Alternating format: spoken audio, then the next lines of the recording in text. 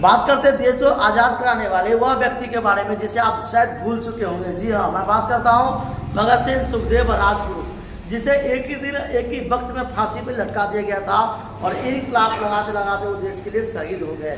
तो आप जानते होंगे भगत सिंह, सुखदेव और राजगुरु, जिसको फांसी देने वाले जज कौन थे और कैसे क्या हुआ था।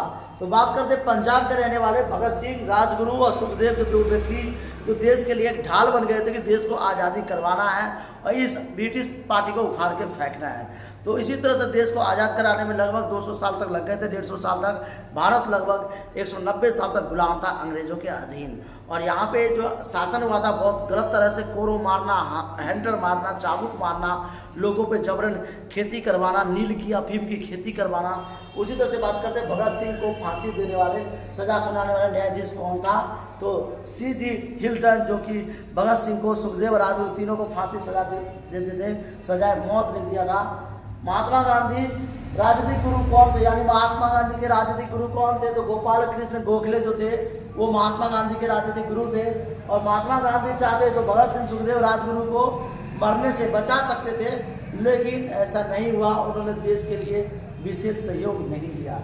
बात करते हैं डंडा फौज का गठन किसने किया था, याद रखा, चमनदीप जो थे एक ऐसे व्यक्ति थे जिन्होंने फौज का गठन किया था, डंडा फौज। तो डंडा पंजाब के रहने वाले थे चमनदीप, और उन्होंने, चमनदीप ने पंजाब के रहने वाले व्यक्ति है जिन्होंने डंडा फौज की गठन किया था। याद रखना, डंडा फौज का गठन किया गया था। निरंकारी आंदोलन की शुरुआत किसने की थी, निरंकारी आंदोलन एक ऐसा आंदोलन, निरंकारी गुरुओं को लेकर के विशेष सहयोग दिया था। निरंकारी गुरु का अर्थ होता है ईश्वर में विश्वास न रखने वाला, सदाचारी और सदा जीवन जीने वाला। निरंकारी आंदोलन की शुरुआत करने वाले व्यक्ति थे दयालाल दास, दयालाल दास, यानी कि दयालाल दास ने निरंकारी आंदोलन की शुरुआत की थी। और वो चाहते थे कि देश में जो है वो सभी निरंकारी व्यवस्थाएं बनाए रहें। सबसे कम उम्र को फांसी सजा सुनाने वाला क्रांतिकारी कौन सा है?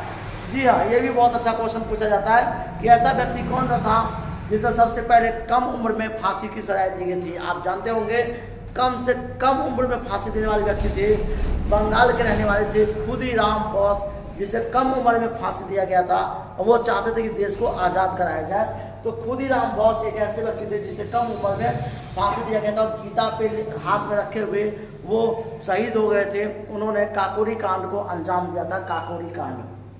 गदर पार्टी की स्थापना किसने की थी, तो गदर पार्टी की स्थापना लाल हरदयाल काशीराम जी ने किया था। लाल हरदयाल काशीराम जी ने गदर पार्टी की स्थापना की थी। और कांग्रेस के प्रथम मुस्लिम अध्यक्ष कौन है, तो याद रखना, ये जो क्वेश्चन मैं आपको बता रहा हूँ आपको दिख रहा होगा कि बदरुद्दीन तैयब, ये कांग्रेस के प्रथम अध्यक्ष हैं बदरुद्दीन तैयब, जिन्होंने सबसे पहले कांग्रेस की स्थापना की थी और कांग्रेस के प्रथम अध्यक्ष मुस्लिम में माने जाते हैं।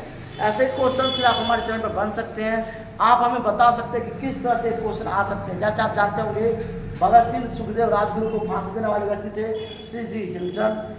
महात्मा गांधी की राजनीतिक गुरु कौन थे, गोपाल कृष्ण गोखले। डंडा फौज का गठन किसने किया था, चमनदीप ने।